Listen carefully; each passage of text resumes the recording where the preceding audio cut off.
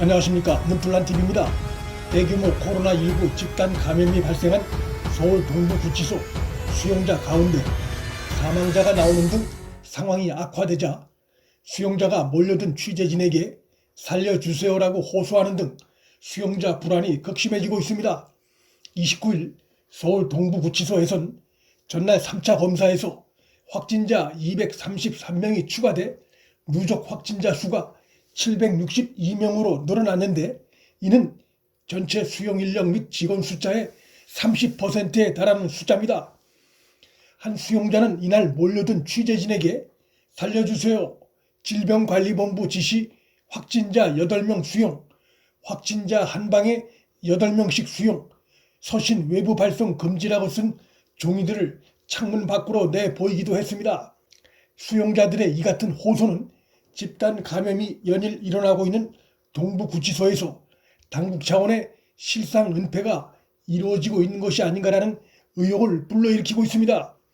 동부구치소에서 코로나19 확진 판정을 받은 수용자가 지난 27일 외부 병원으로 이송돼 치료를 받다가 숨진 사실이 뒤늦게 알려지면서 수용자들의 불안은 더욱 커지고 있는 상황입니다. 동부구치소 상황이 심각해지자 급기야 정세균 국무총리가 이날 중대본 회의를 주재하면서 집단 감염 사태가 일어나고 있는 동부구치소 사태 관련해 국민에게 사과를 했습니다. 그러나 대통령 문재인이나 교정시설 주무부서인 법무부의 수장인 추미애는 총리 정세균이 대국민 사과를 하기 전까지 전혀 언급이 없어 인권을 운운하는 정권이 맞느냐는 비판이 거세지고 있습니다. 추미애는 29일 신년 특별사면 기자회견을 열고 사전에 기자단으로부터 동부구치소 관련한 질문을 취합받았으면서도 기자들 질문에 답하지 않고 미리 작성된 원고만 읽고 내려갔습니다. 법무부 산하시설인 동부구치소에서 집단 감염이 연일 발생하고 있고 사망자까지 발생했음에도 주무 책임자인 추미애가 동부구치소 사태에 대해 답변을 하지 않은 것은 직무유기라 볼 수 있습니다.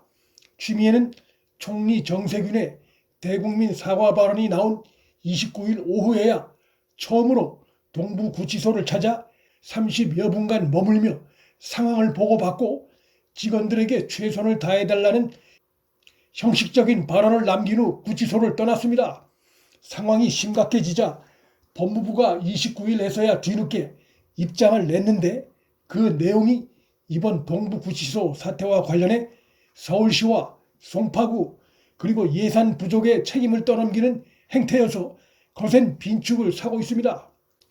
서울 동부구치소는 집단 감염 사태 후 수용자 전수검사의 필요성을 적극적으로 제기했지만 서울시와 송파구에서 수용자 전수검사는 큰 의미가 없는 것으로 보여 향후 추이에 따라 결정하는 것이 좋겠다고 해 자체 예산으로 전수검사를 추진하기는 곤란했다고 해명했습니다. 서울시와 송파구 탓 그리고 예산 탓을 한 것입니다. 그러나 법무부가 지역사회에 전수검사를 요청한 것은 지난달 27일 첫 교정시설 직원의 감염자 확인 후 2주 이상이나 지나 첫 수용자 확진자가 나온 지난 14일이었기에 법무부의 이 같은 해명은 설득력이 크게 떨어집니다. 또한 서울시의 관계자는 구치소 직원 전체와 접촉 가능성이 높은 수감자부터 검사를 실시하고 추후 일정을 논의하기로 합의했다고 반박을 했는데, 이 같은 반박을 볼 때 법무부 측이 사실과는 다른 해명을 한 것으로 보이는 대목입니다. 법무부는 전체 수용자들에게 마스크를 지급하지 않았다는 비판에 대해 예산상 문제로 전 수용자에 대한 마스크 지급이 어려웠다며 역시 예산 문제를 언급했으나 이 해명도 부실투성입니다.